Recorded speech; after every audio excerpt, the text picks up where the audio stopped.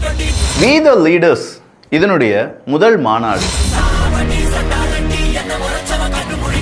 அண்ணாமலை அவர்களுடைய இயக்கமா, அண்ணாமலை அவர்களுடைய கட்சியா, அண்ணாமலை அவர்கள் தாவேகாக்கு எதிரானவரா, அண்ணாமலை அவர்கள் பிஜேபியினுடைய பி டீமா, அண்ணாமலை அவர்கள் புதிய கட்சி தொடங்குவாரா இல்லையா, இப்படிங்கிற பல கேள்விகள். அந்த கேள்விக்கான பதிலாக இன்னைக்கு பொள்ளாச்சியினுடைய இந்த We the Leadersனுடைய ஒரு பொதுக்கூட்டம் அப்படிங்கிறத நம்ம பார்த்தோம்.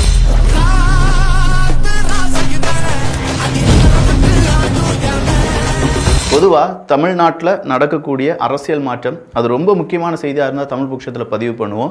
விஜய் அவர்களுடைய அரசியல் வருகையும் கொஞ்சம் நாட்கள் விஜய் அவர்களுடைய ஸ்பீச்சஸ் எல்லாமே தமிழ் பட்சத்தில் வந்திருக்கும். அதே மாதிரி தமிழ்நாட்டு அரசியலில் ரொம்ப ரொம்ப ரொம்ப முக்கியமான ஒரு பதிவாக We the Leadersனுடைய பொதுக்கூட்டம், அதை சார்ந்து அண்ணாமலை அவர்களுடைய அந்த ஸ்பீச் இருக்க போகுது. அதை தமிழ் பட்சத்தில் பார்க்க போகிறோம். இதை பற்றியான அப்டேட்ஸ் எல்லாமே தனியாக அரசியல் சேனல் இருக்குது, அரசியல் சதுரங்கம் அப்படின்னு சொல்லி அந்த சேனலை நீங்கள் எதிர்பார்க்கலாம். அன்பு தமிழஞ்சங்களுக்கு தமிழ் பொக்கிஷத்தின் வணக்கங்கள்.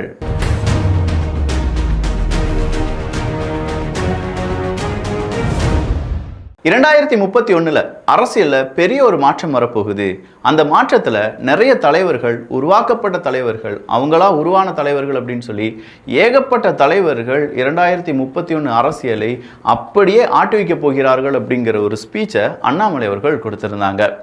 2031 மற்றும் ஒரு மிகப்பெரிய ஆட்சி மாற்றத்தை அவங்க ஏற்படுத்த தான் போறாங்க. அதுல யாருக்கும் எந்த விதமான சந்தேகம் வேண்டாம். அண்ணாமலை அவர்களை பார்ப்பதற்கு கூட்டம் வருமா? We the Leaders அதில் ஒரு அமைப்பு தானே, அதுக்கு பின்னாடி ஒரு கட்சி கிடையாது. பிரம்மாண்டமாக அதை யாராவது மார்க்கெட்டிங் பண்ணாங்களான்னு கேட்டால் அது இல்லை பெரிய பெரிய அளவில் எல்லா செய்தி ஊடகங்களும் அது செய்தியாக வந்து கொண்டே இருந்ததா அப்படின்னு கேட்டால் அதுவும் கிடையாது. ஆனால் அதெல்லாம் தாண்டி பொள்ளாச்சியில் இந்த மாநாடு ஒரு பெரிய சக்ஸஸ் அடைஞ்சிருக்கு அப்படிங்கிறது யாராலையுமே நம்ப முடியலை. காரணம் இருக்குங்க. இந்த மாதிரி மாநாடுலாம் நடத்த போகிறாங்க அப்படின்னா தமிழ்நாட்டில் முக்கியமான சிட்டிஸில் கொண்டு வைப்பாங்க. ஒன்று திருச்சியில் வைப்பாங்க, அப்படி இல்லைனா கோயம்புத்தூர் சைடு வைப்பாங்க, அப்படி இல்லைனா மதுரை பக்கம் வைப்பாங்க, இல்லை சென்னையில் எங்கேயாவது ஒரு ஏரியாவில் வைப்பாங்கன்னு வச்சுக்கோங்களேன். இதெல்லாம் பெரிய சிட்டி, ஈஸியாக மக்கள் வந்து போகிற ஆக்சஸ் இருக்கக்கூடிய ஏரியாக்கள் அப்படின்னு சொல்லலாம். ஆனால் ஒரு முதல் மாநாடு பொள்ளாச்சியில் சூஸ் பண்ணியிருக்காங்க அப்படின்னு சொல்லும்போது அங்கே இவ்வளோ பெரிய கூட்டம், அதுவும் சேரெல்லாம் போட்டு அது எல்லாமே ஃபில் ஆகுமா, இல்லை எம்டி சேர்ஸ் தான் இருக்குமா? இதில் ஒரு ஃபெயிலியர் வந்துடுச்சுன்னா அண்ணாமலை அவர்களுடைய அரசியலுக்கே ஒரு மிகப்பெரிய ஒரு ஒவ்வாமையாக அது மாறிவிடும். இதெல்லாம் தாண்டி அது எதுவுமே நடக்காமல் ஒரு ஹியூஜ் சக்ஸஸாக முடிஞ்சிருக்கு அப்படின்னு சொல்லலாம். பொள்ளாச்சி மண்ணில் எல்லோரையும் சந்திப்பது ரொம்ப சந்தோஷம் அப்படின்னு சொல்லக்கூடிய அண்ணாமலை அவர்களுடைய ஸ்பீச்சில் இந்த ஒரு மாவட்டத்தில் இது நடக்க போகுது அப்படின்னா இது எல்லா மாவட்டங்களையும் நடக்க போகுது. ஏன்னா இது ஒரு தனியான ஒரு நிகழ்வு கிடையாது, இது ஒரு நிகழ்வு, ஒரு தொடர் நிகழ்வினுடைய முதல் தொடக்கம் அப்படின்னு சொல்லியிருக்காங்க. We the Leaders ஜூன் 2026 நம்ம ஒவ்வொரு பேரும் இங்கே வந்துட்டு இருக்காங்க. அதுவும் குறிப்பாக ஒவ்வொரு இடத்துலேருந்தும் இந்த We the Leadersல ஜாயின் பண்ணிட்டு இருக்காங்க. யாருக்கும் எந்த பொறுப்பும் கிடையாது. அதுதான் இங்கே மேட்டர். இப்போ ஒரு அரசியல் கட்சி ஒரு மாநாடு நடத்த போகிறாங்க, இல்லை ஒரு ரசிகர் மன்றம் சார்பாக ஒரு மாநாடு நடத்தப்பட போகிறது. உதாரணத்துக்கு விஜய் அவர்களை எடுத்துக்கலாமே. அவங்க ஒரு மன்றம் வச்சுருந்தாங்க. அந்த மன்றத்தில் செயற்குழு யார், பொதுக்குழுவில் யார் இருப்பாங்க, அதனுடைய மாவட்ட நிர்வாகி யார், இதெல்லாமே வச்சுருப்பாங்க. அப்போ இவங்களெல்லாம் கொண்டு வந்து இப்போ நீ ஒரு 10 பேர் கொண்டு வந்துரு, இல்லாட்டி நம்ம போகிறோம் வாங்க எல்லோரும் ஒன்றா போகலாம் அப்படின்னு சொல்லி அதுக்கு ஒரு தலைவர் இருப்பாங்க. அந்த தலைவருக்கு கூட நிறைய பேர் இருப்பாங்க. ஏன்னா அவங்களுக்குன்னு ஒரு பொறுப்பு இருக்கும். ஆனால் We the Leaders அப்படி கிடையாது. யாருக்குமே பொறுப்பு கிடையாது. அந்த பொறுப்பே இல்லாமல் ஒவ்வொருத்தவங்களும் அங்கங்கேருந்து வந்திருப்பாங்க அப்படின்னு சொல்கிறத எப்படி நம்மால் பார்க்க முடிகிறது? அண்ணாமலை அவர்களும் அதை சொல்கிறார். இத்தனை பேர் வந்திருக்கீங்க, இதுவே ஒரு 50% இந்த இயக்கத்தை, இது இன்னும் பொலிட்டிக்கல் பார்ட்டியாக மாறலை, இந்த இயக்கம் அப்படின்னு சொல்லக்கூடிய அது தொடங்கினதில் 50% இப்போவே நிறைவேறிடுச்சு அப்படின்னு சொல்கிறார். அடுத்ததாக கல்லூரி மாணவி அவங்க பேசுகிறாங்க, நிறைய பேர் வந்து பேசுனாங்க. போதை பழக்கத்துக்கு எதிரானது தான் இந்த மாநாடு அப்படிங்கிறது நடக்குது. அப்போ ஜூலை மாதம் முழுவதுமாக போதை தடுப்பு இல்லாட்டி போதைக்கு எதிரானதும், அடுத்ததாக ஒவ்வொரு மாதங்களுக்கு என்னென்ன செய்ய வேண்டும் அப்படிங்கிற செயல் திட்டங்கள் எல்லாமே இருக்குது. இந்த We the Leaders அப்படிங்கிற இந்த அமைப்பு ஏன் செயல்படுகிறது அப்படிங்கிறதெல்லாம் பக்காவாக ஸ்கெட்ச் போட்டு சொல்லியிருந்தார் என்பது குறிப்பிடத்தக்கது. அதில் கிரீஷ் அப்படிங்கிற ஒரு பையனை பற்றி சொல்லியிருந்தார். அவங்க வந்து அழுகிறான். என்னப்பா ஏன்ப்பா அழுதுட்டு இருக்கு அப்படின்னு சொல்லும்போது, இல்லை எங்கள் அப்பா இப்போ தான் இறந்து போயிட்டாங்க, ஆனாலும் இந்த We the Leadersனுடைய இந்த மீட்டிங்கில் நான் வந்து பேசணும்னு சொல்லி பேசிகிட்டு இருக்கேன் அப்படின்னு சொன்னாங்க. அப்போ எப்படி இறந்தாங்க அப்படின்னா அது போதை பழக்கத்தால். அப்போ போதைக்கு எதிராக என்ன மாதிரி நிறைய மாணவர்கள், இளைஞர்கள் பாதிக்கப்பட்டு கொண்டிருக்கிறார்கள். அப்படி பாதிக்கக்கூடிய ஒவ்வொரு இடத்துல இருக்கக்கூடிய மனிதனுடைய வழியும் இங்கே வந்து மாற்றப்பட வேண்டும். போதை பழக்கம் அப்படிங்கிறது தமிழ்நாட்டில் இருக்கவே கூடாது. அதற்கு நான் மட்டும் இல்லாட்டி ஒரு தனிநபர் மட்டும் எதுவுமே செய்ய முடியாது. நம்ம எல்லாரும் ஒன்றிணைய வேண்டும் அப்படின்னு சொல்கிறாரு. ஜூன் 5 12 மணிக்கு நம்ம இந்த We the Leaders அப்படிங்கிறதுல ஜாயின் பண்ணலான்னு சொன்னதுலேருந்து இப்போ வரையும் 18 லட்சம் 38 நாட்களில் 19 லட்சம் நபர்கள் அதில் இணைந்திருக்கிறார்கள். நல்லது செய்யறதுக்காக இருக்காங்க. அவங்களை ஒன்றிணைப்பதற்கான ஒரு சக்தி தான் இல்லாமல் இருந்துச்சு. அந்த ஒன்றிணைக்கும் சக்தியாக வி த லீடர்ஸ் இருக்க போகுது அப்படின்னு சொல்லியிருக்காரு. அது மட்டும் இல்லை, அது 50 லட்சம் அப்படிங்கிற ஒரு இலக்கை அவர் நிர்ணயித்திருக்கிறார். 50 லட்சம் ஆகும்போது மக்கள் நம்மளை அரசியலுக்கு கூப்பிட்டுட்டாங்க அப்படிங்கிறது தான் அர்த்தம். ஸோ அது 50 லட்சமாக மாற வேண்டும். அந்த 50 லட்சம் அப்படிங்கிறது ஒரு வாரத்தில் நீங்கள் கொண்டு வந்துடலாம், இல்லாட்டி ஒரு மாதத்தில் கொண்டு வந்துடலாம். பட் அது கிடையாது இங்கே மேட்டர். நாம் செய்யக்கூடிய வேலை, நம்ம மக்களுக்கு நல்லது செய்கிறோம், மக்கள் கூட நிற்கிறோம் அப்படிங்கிறது தெரிந்து நம்ம கூட வரக்கூடிய நபர்கள் தான் அதில் இணைய வேண்டும். 50 லட்சம் பேரும் அவர்களாக இந்த மாற்றத்திற்கு நான் துணை இருப்பேன்னு வரும்பொழுது மட்டும்தான் நிரந்தரமான ஒரு நல்ல சமுதாயத்தை நாம் கட்டமைக்க முடியும். அருமை சொந்தங்களே, சும்மா ஒரு டாப் ட்ரெண்டிங்காக ஒரு 50 லட்சம் அப்படிங்கிறது தேவை கிடையாது. பட் கிராஜுவலாக அது இன்க்ரீஸ் ஆகி 50 லட்சம் வரும்போது நமக்கான அந்த தலைவர், அங்கிருந்து தான் நம்ம தலைவர்கள் எடுக்க போகிறோம்.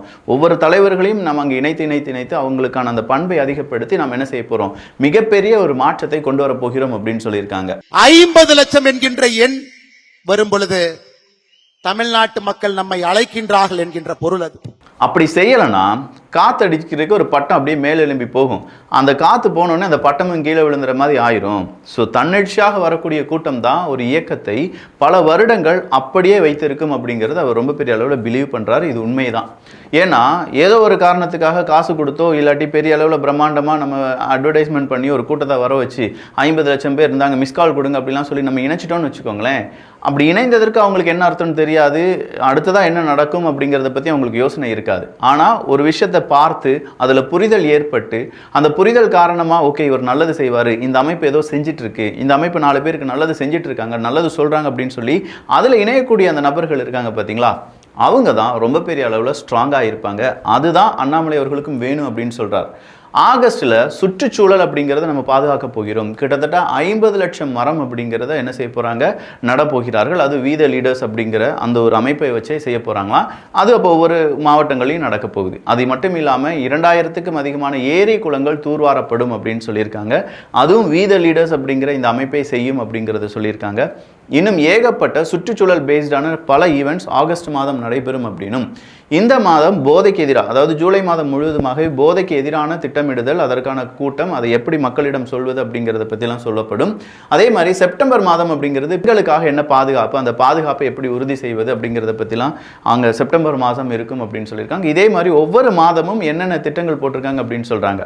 அப்போ இந்த ஜூன் 2026 இல்லாட்டி ஜூலை 2026 இப்போ போதைக்கு எதிராக நம்ம ஒரு பெரிய மாநாடு நடத்துகிறோன்னா அடுத்த வருஷமும் ஜூலை 2026 போதைக்கு எதிராக, அதுக்கு அடுத்த வருஷமும் அது மாநாடு நடக்கும் அப்படின்னு சொல்லியிருக்காங்க. ஸோ இது ஒரு ஜஸ்ட் ஈவெண்ட் கிடையாது, இது ஒரு கண்டினியூஸ் ப்ராசஸ், இது ஒரு லாங் டேர்ம் ப்ராசஸ் அப்படின்னு சொல்றார். அதுக்கு அவர் சொல்ற விஷயங்கள் என்னன்னா, நல்லவங்க எல்லாம் இருக்காங்க, அவங்க ஒன்றிணையக்கூடிய ஒரு இடமா இதை பார்க்க வேண்டும். திருச்செந்தூருக்கு நான் வரப்போறேன், திருச்செந்தூர்லையும் நான் இருப்பேன் அப்படின்னு சொல்றாரு.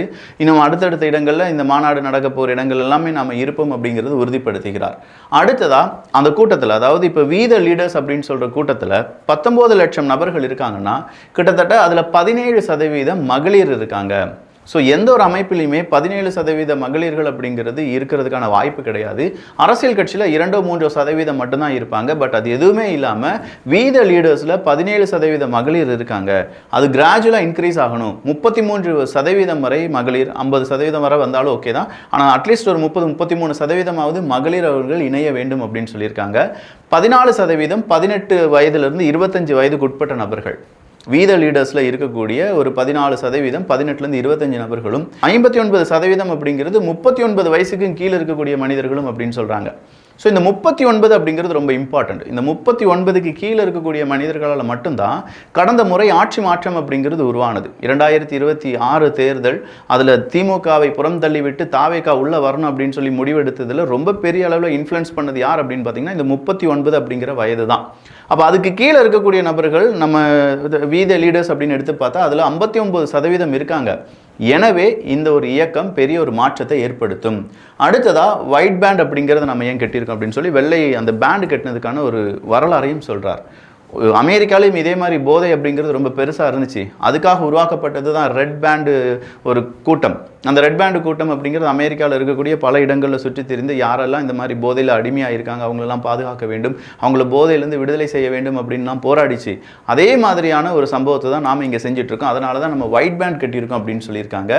அடுத்ததாக அவர் சொல்லக்கூடிய புள்ளி விவரங்கள் என்ன அப்படின்னு சொல்லி பார்த்தீங்கன்னா, நம்ம ஊரில் இந்த போதைக்கு அடிமையானவங்க, குறிப்பாக மதுவுக்கு அடிமையானவர்கள் அப்படிங்கிற அந்த எண்ணிக்கை எடுத்து பார்க்கும்போது ஒரு ஒரு 70% அப்படின்னு சொல்லக்கூடிய அளவுக்கு நிறைய பேர் கண்டிப்பாக தண்ணி அடிச்சே ஆகணும் அப்படின்னு சொல்லி அதுலேயே அடிக்ட் ஆனவங்க இருக்காங்க. 4ல் 1 நபர் தமிழ்நாட்டை பொறுத்த வரைக்கும் இந்த மாதிரி போதைக்கு, அதுவும் இந்த ஏஜுக்கு ஒரு ஏஜ் கிரைட்டீரியா சொல்கிறாரு, அவங்க போதைக்கு அடிமையாக இருக்காங்க, அவங்களால போதை இல்லாமல் இருக்கவே முடியாத நிலைமையில இருக்காங்க. இது அடிக்ஷன் அப்படின்னு சொல்லிடலாம். பட் இந்த அடிக்ஷனையும் தாண்டி அவங்கள பாதுகாப்பது அப்படிங்கிறது மிகப்பெரிய பொறுப்பு அப்படின்னு சொல்லியிருக்காங்க.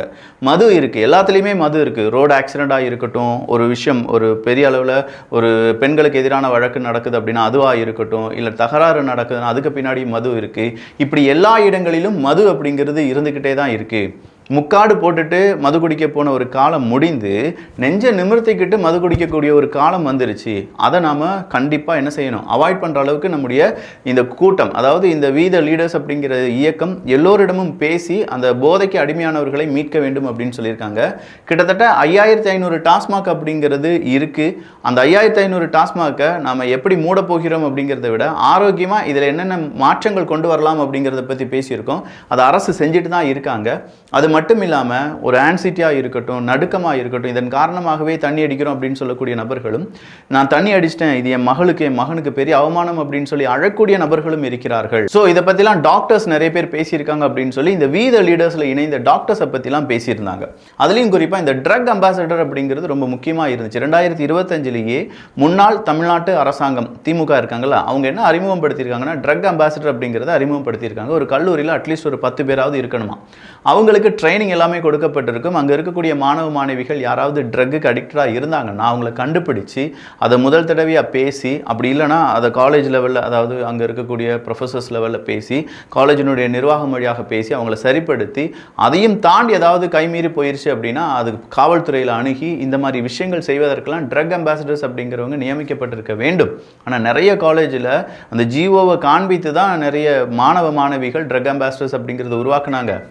இந்த கூட்டத்தில் நிறைய ட்ரக் அம்பாசிடர்ஸ் அப்படிங்கிறவங்க வந்திருக்காங்க, நிறைய கல்லூரியிலேருந்து வந்திருக்காங்க அப்படிங்கிற அந்த விஷயத்தை அவர் சொன்னார்.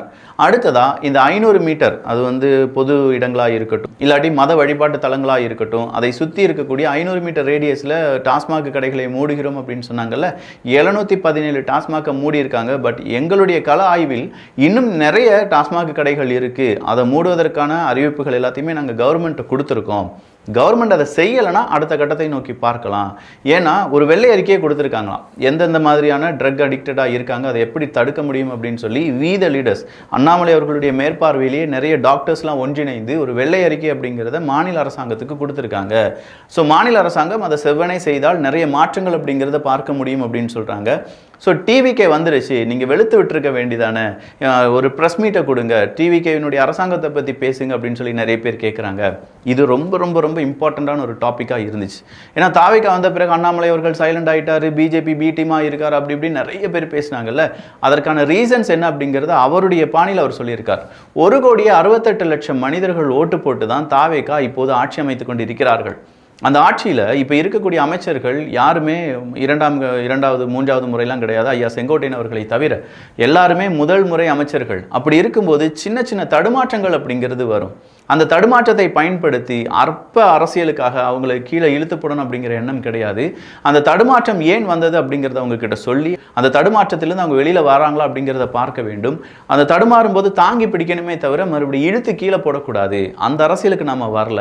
நம்ம அரசியல் எப்போதுமே எல்லாருக்கும், மக்கள் எல்லோருக்கும் எல்லாமே கிடைக்க வேண்டும் அப்படிங்கிறது தான். நெக்ஸ்ட் 5 இயர்ஸ் அப்படிங்கிறது வெள்ளை அறிக்கையெல்லாம் கொடுத்துருக்கோம் அப்படின்னு சொல்கிறாங்க. அடுத்ததாக கல்லூரியில் நான் பேச போனேன். ஏன்னா இந்த அரசாங்கத்தை பற்றி அவர் ரொம்ப பாராட்டினார். தாவேகாவினுடைய அரசாங்கம் எப்படி இருந்துச்சு அப்படிங்கிறதும் திமுகவினுடைய அரசு எப்படி செஞ்சிச்சு அப்படிங்கிறதையும் ஒரு சின்ன எக்ஸாம்பிள் வழியாக அவர் சொல்லியிருந்தார். நான் ஒரு கல்லூரிக்கு ஸ்பீச் கொடுக்கறதுக்காக போயிருந்தேன். என்ன அவங்க புக் பண்ணிட்டாங்க. அப்படி புக் பண்ணதுலேருந்து 5 நாள் அவங்களுக்கு கரண்டே வரலையாம். அப்போது அவங்க அண்ணாமலை அவர்கள் வந்துட்டாங்கன்னா திமுக அரசாங்கம் அவர் எப்படி வந்து பேசலாம் அப்படின்னு சொல்லி கரண்டை கட் பண்ணிட்டாங்க. நீங்கள் போய் அந்த அமைச்சர்கிட்ட சாரி கேளுங்க, இது அரசியல் கிடையாது, நம்ம குழந்தைகளுடைய எதிர்காலம் அப்படின்னு சொல்லி அவங்கக்கிட்ட சொன்னேன். இந்த மாதிரிலாம் இருந்துச்சு. ஆனால் இப்போ இருக்கக்கூடிய அரசாங்கம் கொஞ்சம் செவி சாய்த்து எல்லாத்தையுமே கேட்கிறார்கள் அப்படின்னு சொல்லி ஒரு வார்த்தையை சொல்லியிருந்தாங்க. கீழே இருக்கக்கூடிய நபர்களை தூக்கி நம்ம என்ட்ரி கொண்டு வந்து அது எல்லாருமே எல்லா மனிதர்களையும் அவங்க வந்து எவ்வளோ கீழே இருந்தாலும் அவங்கள கை தூக்கி விட்டு தான் நாம் நம்ம ஒரு லீடராக மாற்ற போகிறோம். அக்டோபர் 15 ஏபிஜே அப்துல் கலாம் ஐயா அவர்களுடைய பிறந்தநாள் அன்று இந்த கோயம்புத்தூரில் ஒரு சென்டர் தொடங்குறேன்னு சொன்னார்ல, அடுத்த அக்டோபர் மாதம் வரும்போது கிட்டத்தட்ட 1.5 லட்சத்துக்கும் அதிகமான நபர்கள் அதில் ட்ரெயின் ஆயிடுவாங்க அப்படிங்கிற ஒரு விவரத்தையும் சொல்கிறாரு. பிஜேபியை விட்டு ஏன் நான் லீவ் ஆனேன், எதுக்கு அதுலேருந்து வெளியில் வந்தேன் அப்படின்னா, கோபம் இருந்திருக்குன்னா இருக்கலாம், இருந்துச்சு. பிஜேபியினுடைய பி டீம் அப்படின்னு சொல்லி என்னை சொல்கிறாங்க அப்படின்னு சொல்லி அதை சொல்கிறார். ஏன் திட்டாமல் இருக்கேன், பிஜேபியை ஏன் நான் இன்னும் திட்டாமல் இருக்கேன் அப்படின்னா, பழிச்சொல் போட்டுட்டு நான் இதனால தான் வெளியில் வந்தேன், நான் இந்த மாதிரி பிஜேபியில் இப்படிலாம் இருக்குது அப்படின்னு சொல்லி பழிச்சொல் போட்டுட்டு வெளியில் வரலங்க. எனக்குன்னு ஒரு வழி இருக்குது, நான் கண்டுபிடிச்சிட்டேன். அந்த வழி எனக்கு ரொம்ப நல்லா இருக்குது, அதனால் இது வேணாம், நான் அந்த வழியிலேயே பயணத்தை மேற்கொள்கிறேன் அப்படின்னு சொல்லிட்டு வந்திருக்கேன். அப்படின்னா நான் ஒரு நேஷனலிஸ்டா அப்படின்னு சொல்லி நிறைய பேர் கேட்குறாங்க. நான் நெஞ்சை நிமிர்த்தி சொல்வேன், நான் ஒரு தேசியவாதி தான். இருமார்ப்புடன் சொல்வேன், நான் ஒரு தேசியவாதி. அப்படின்னா உங்களுக்கு தமிழ் பிடிக்காதா அப்படின்னு சொல்லி நிறைய பேர் கேட்குறாங்க. நான் ஒரு இந்தியனாக பெருமைப்படுகிறேன். இந்தியாவில் தமிழ்நாடு நம்பர் 1 மாநிலமாக இருக்க வேண்டும், தமிழ் எனக்கு முன்னுரிமையாக இருக்கப்பட வேண்டும் அப்படிங்கிறது எனக்கு எந்த விதமான டவுட்டும் கிடையாது. Proud Indian. அதே நேரத்தில் தமிழன் அப்படிங்கிறதுல எனக்கு என்னைக்குமே நான் என்ன செஞ்சுட்டு இருப்பேன், பிறவி பலனாக இருப்பேன் அப்படின்னு சொல்லக்கூடிய ஒரு வார்த்தையை சொல்லியிருக்காங்க. இந்தியன் என்பதிலே எப்பொழுதும் ஒரு கர்வம். அந்த இந்தியால தமிழ்நாடு முதன்மை மாநிலமாக வர வேண்டும் என்பதற்காகத்தான் இந்த போராட்டம். அடுத்ததாக அவர் சொன்னது, இந்த கரூரில் இனாம் இடம் அப்படிங்கிறத கொடுத்ததுக்கு பிஜேபி எதிர்த்தே ஒரு கொஞ்சம் ட்வீட்லாம் போட்டிருந்தார். தாவேக அரசாங்கம் செய்திருப்பது ரொம்ப நல்ல விஷயம் அப்படின்னு சொல்லியிருந்தார்.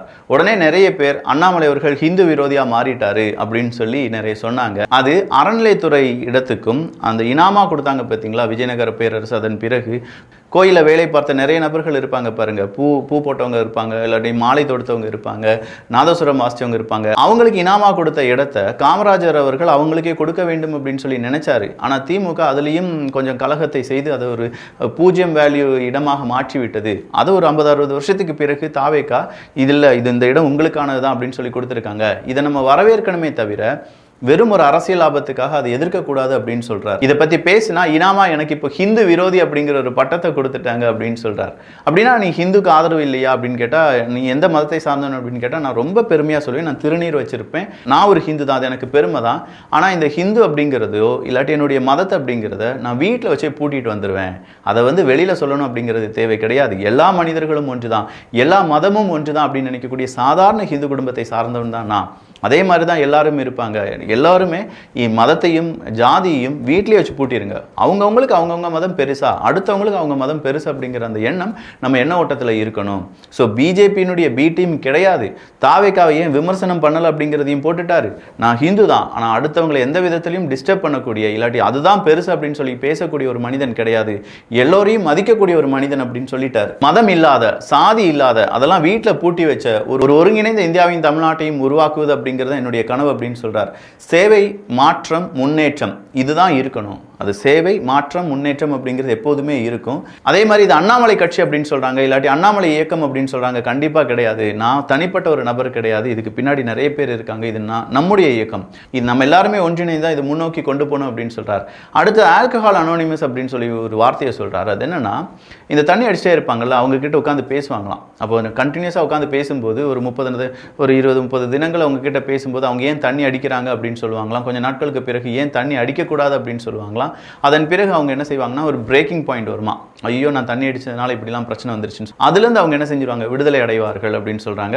இந்த ஆல்கஹால் அனோனிமஸில் அவர் காவல்துறை அதிகாரியாக இருந்தபோது செயல்பட்டார் என்றும், அதன் அடிப்படையில் தான் இப்போ ஆல்கஹாலுக்கு எதிராக இந்த போதை தடுப்பு மாநாடு அப்படிங்கிறது நடத்தப்படுகிறது என்றும் அவர் கூறியிருந்தார். அடுத்ததாக அவர் சொல்லக்கூடிய விஷயம் என்னன்னா, தாவேகா அடுத்தா கடன் வாங்க போகுது அப்படின்னு சொல்றார். கிட்டத்தட்ட நம்ம தமிழ்நாட்டை பொறுத்த வரைக்கும் ஒரு 2 கோடி ரேஷன் கார்டு இருக்கு அப்படின்னா, நம்ம எல்லாருக்குமே 4.25 லட்சம் நம்ம என்ன செஞ்சுருக்கோம், நம்ம ஒவ்வொரு ரேஷன் கார்டு, தமிழ்நாட்டில் இருக்கக்கூடிய ஒவ்வொரு ரேஷன் கார்டுக்கு மேலேயும் கடன் அப்படிங்கிறது 4.2 லட்சமாக இருக்கிறது. இதை நம்மளால் இப்போதைக்கு அடைக்க முடியுமான்னு கேட்டால் அது ஒரு பெரிய ப்ராசஸாக இருக்கும்.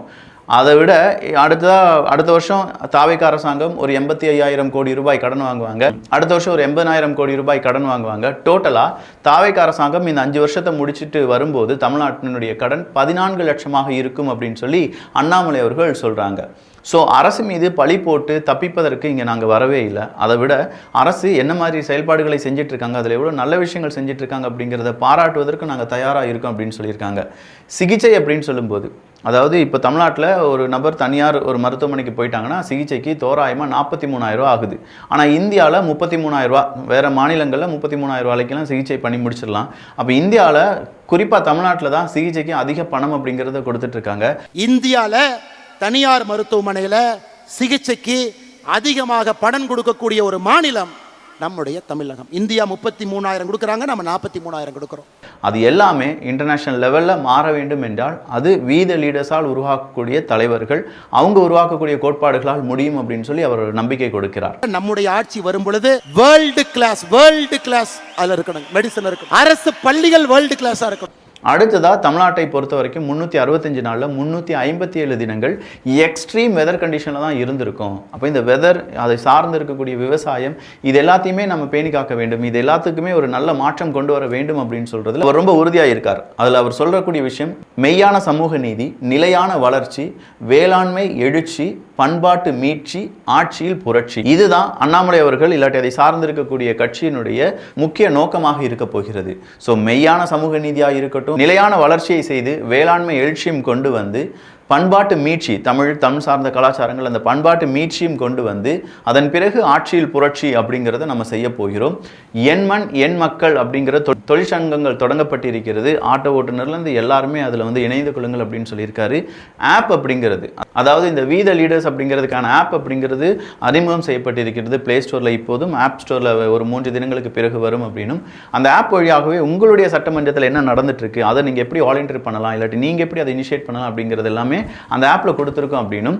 இங்க வந்த எல்லா உறவுகளுக்கும் நன்றி. ஏன்னா சாஷ்டாங்கமா விழுந்து வணங்கி தான் ஃபர்ஸ்ட் அவர் வணக்கம் கொடுத்தார். கடைசியா நீங்க எல்லாருமே வீட்டுக்கு சேஃபா போகணும், நீங்க வீட்டுக்கு மெதுவா போய் ரீச் ஆயிட்டீங்க அப்படிங்கிற அந்த தகவல் கிடைத்த பிறகுதான் என்னால தூங்க முடியும் அப்படின்னு சொல்லி வந்தவங்க மேல உள்ள கன்சர்ன், யார் யார் இதுக்கு பின்னாடி இருந்தாங்களோ அவங்களுக்கான ஒரு நன்றியெல்லாம் சொல்லி இந்த ஒரு மாநாடு அப்படிங்கிறது முடித்து வைக்கப்பட்டது.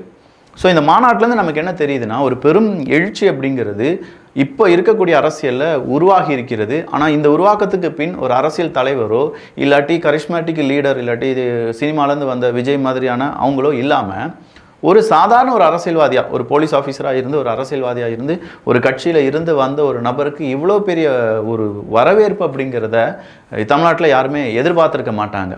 அவர் சொல்றார், இந்தியாவிலே இப்படி ஒரு அமைப்பு இதுவாக தான் இருக்கும் அப்படின்னு சொல்றார். கெஜ்ரிவால், ஆம் ஆத்மி, அதெல்லாம் விட இது ரொம்ப பிரம்மாண்டமாக இருக்க போகுது. இந்த அமைப்பு பெரிய ஒரு வளர்ச்சியை கொடுக்க போகுது, பெரிய ஒரு மாற்றத்தை ஏற்படுத்த போகிறது, நல்ல சமுதாயத்தை உருவாக்க போகிறது அப்படின்னு சொல்லி அவர் வந்து அந்த ஸ்பீச்சில் கொடுத்திருந்தார் என்பது குறிப்பிடத்தக்கது. ஸோ ஓவராலாக இதை பார்க்கும்போது திராவிட கட்சிகளுக்கு அள்ளு விட்டுருக்கும், தாவேகாக்கு சரியான ஒரு எதிரி ஃபார்ம் ஆகிட்டு இருக்காங்க அப்படின்னு சொல்லக்கூடிய அந்த தகவல் கிடைச்சிருக்கும். தமிழ்நாட்டு மக்களை பொறுத்த வரைக்கும் இது ஒரு ஹெல்தியான அரசியலாக இருக்க போகிறது அப்படிங்கிற நம்பிக்கை பிறந்து இருக்கும்.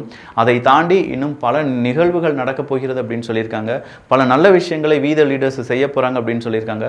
மக்களுடன் இணைந்து நாங்கள் செய்யும்போது மக்கள் எங்கள் கரம் பிடித்து வர எங்கள் கூட வந்து இணைந்து செயல்படுவதற்கான வாய்ப்புகளை ஏற்படுத்தும். அதன் வழியாக இந்த ஒரு வீத லீடர்ஸ் அப்படிங்கிறது இன்னும் பிரம்மாண்ட வளர்ச்சி அடைந்து அடுத்த அரசியல் நகர்வை நோக்கி போகும். அடுத்த 6 மாதத்துக்கு நமக்கு பெரிய வேலைகள் இருக்குது, அதெல்லாம் நம்ம செய்யணும், எந்த விதமான ஒரு பதவியும் இல்லாமல் வேலை செய்யணும் அப்படின்னு சொல்லி அவர் கேட்டிருக்கக்கூடியது எல்லாமே கொஞ்சம் விசித்திரமாகும்.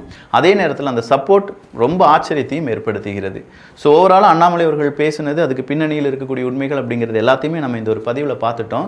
அண்ணாமலை அவர்களுடைய ஸ்பீச்சை மிஸ் பண்ணியிருந்தீங்கன்னா இந்த பதிவு உங்களுக்கு உதவியாக இருந்திருக்கும். இல்லை உங்கள் நண்பர்களுக்கு யாருக்காவது அவர் என்ன பேசினார் அப்படிங்கிறது தெரிந்து கொள்வதற்கு இந்த பதிவு ரொம்ப ரொம்ப ரொம்ப இம்பார்ட்டண்ட்டான பதிவாக இருக்கலாம். தமிழ்நாட்டு அரசியலில் இது ஒரு மிகப்பெரிய மாற்றம் தான். அந்த மாற்றம் எப்படி இருக்க போகிறது அப்படிங்கிறதெல்லாம் வருங்காலங்களில் பார்க்கலாம். இதை பற்றியான மேலும் அப்டேட்ஸ் நம்ம அரசியல் சதுரங்கத்தில் பார்த்துடலாம். நல்லதை பகிர்ந்து நல்ல சமுதாயத்தை உருவாக்குவோம். நன்றி, வணக்கம்.